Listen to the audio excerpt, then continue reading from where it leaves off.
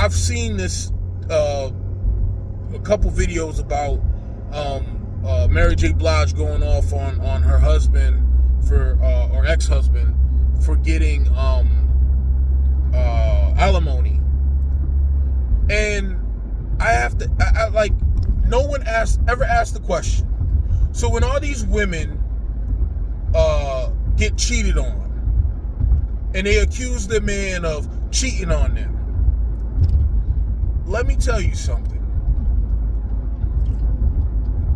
In every relationship that I've ever been in, if I ever felt like I was going to cheat or I wanted to cheat, I would just end the relationship. And typically the reason why I would end the relationship, or, well, put it this way, if I had the inclination or the thought to cheat, then my next move would be to end the relationship. Now, because I don't believe in cheating. Like, if I'm going to go sleep with someone else, I don't need to be with you. Because clearly there's a reason why I don't want to be with you. And when a man wants to cheat, there's a reason why he wants to cheat. There's something you're not fulfilling in him, whatever it is. There's something you're not fulfilling in him that makes him say, you know what? I know I got the cow at home, but I'd rather go out and buy the milk.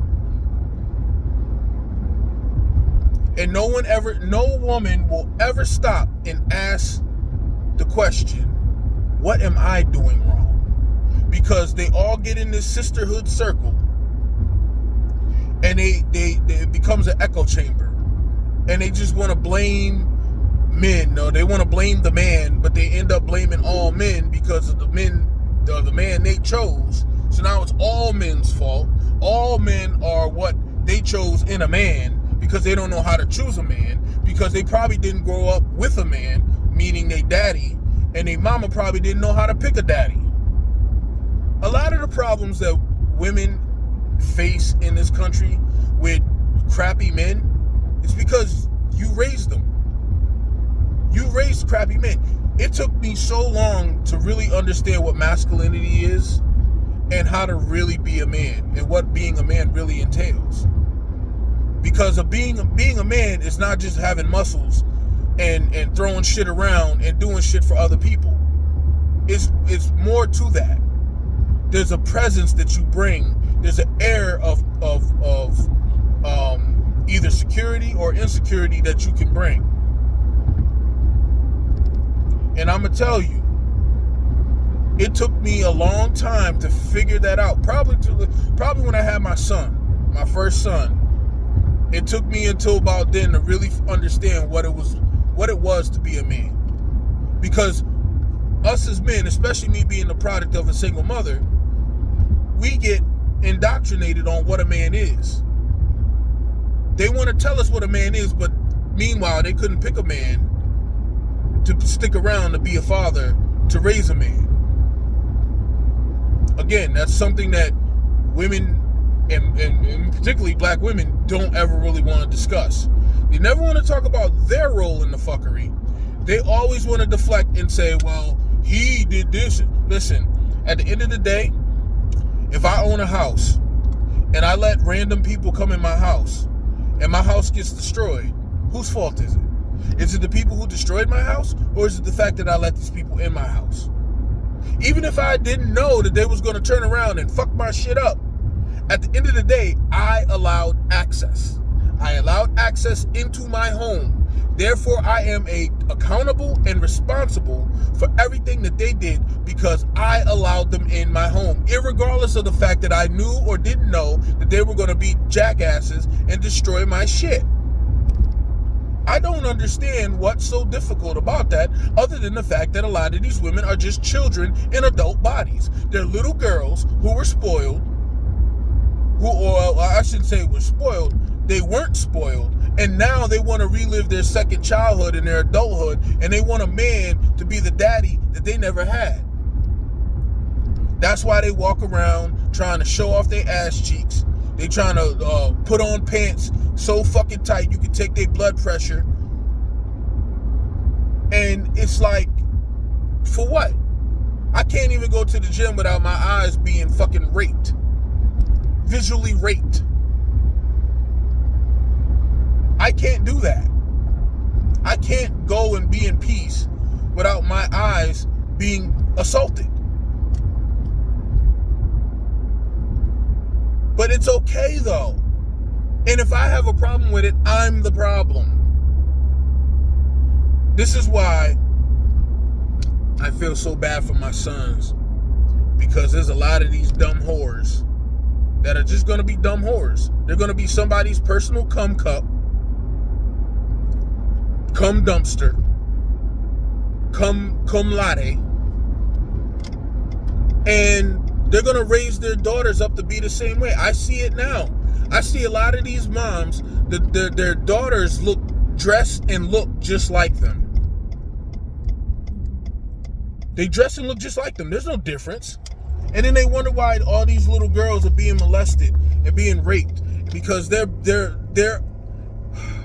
I keep saying this, but people get offended. They're a newer version of a BMW. The mother's like a 2000 BMW. The daughter's like a 2022 BMW. And all I'm saying is not necessarily in the years, but what I'm saying is it's a newer model. It's a newer model, and if a person has options or has desires, what do you think they're gonna go? Just put yourself in that position. If you are messing with a single mother, and I'm saying that the daughter's of age, because that if you mess with an underage child, you're disgusting. But if the child is of age, 18, 19, and she's, most of the time, they not there. So usually that's what happens, is these girls get messed with when they're underage, because most of the time when the girls get of age, they become competition for the mother. And so I'm saying all of this because I know I've gone around the whole mountain. I'm saying all of this because it all ties back into where we are right now with these women and men on these dating podcasts. They don't understand the economy. The economy is not going to readily produce. It's only going to produce so many six-figure men. It's only going to produce so many I was once a six-figure man. Now, it took me 10 years to get there. But I worked my ass off and taught myself a lot, or helped myself learn a lot of the shit excuse me. Damn, got choke on air. I learned a lot of the things that it required for me to be able to get to that point, and then I just focused like a laser beam on it. And I saw my salary incline ridiculously. Now, because I don't have two jobs anymore, I'm not necessarily what you would call a six-figure person anymore, but that's really irrelevant. I'm making enough to be comfortable. And that's the fundamental issue right now, right, is that common people want to live extravagant lifestyles. And there's no purpose to it. We live in a very nice house, and we drive very average cars. And we own two of them. Because cars are depreciating assets.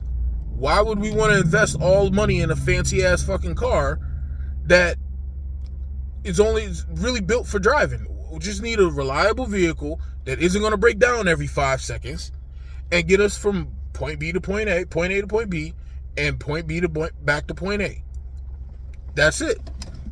But it's the lack of wanting to just live a basic quality good life that a lot of these women and some of these dudes just don't understand. There's no purpose. Like, if you want to be a boss and you want to live that free life or whatever, and you don't want to, fine, do what you got to do, make your money, whatever.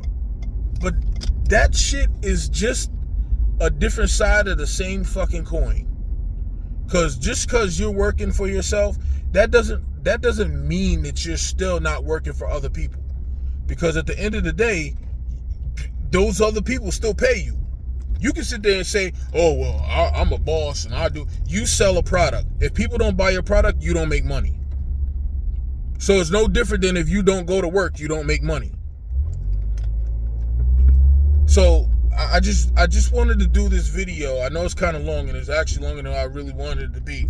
But I just wanted to do this video because there's too many people out here feeding people this bullshit narrative that, oh, you got to boss up and you got to... No, man, look.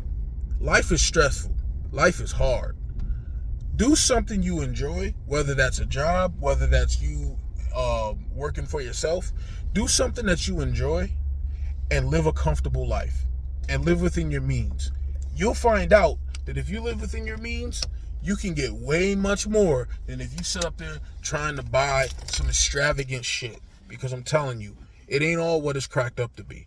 I was once young. I was once, my pockets was once full of money when I was a bachelor, and I was making all this, I was making, because I had 2 jobs, so I was making close to 50 grand at 24, 25 years old. And I'm buying all this shit. And I realized at the end of the day, why am I buying all this shit? It literally didn't benefit me at all. And half the shit, I don't even know where it is anymore. So just live modestly.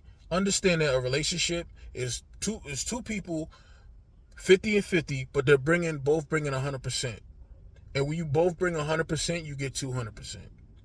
So other than just saying, oh, it's 50-50 and then it equals 100, if 2 individuals bring 100% to the table and come together and unite, you get 200%.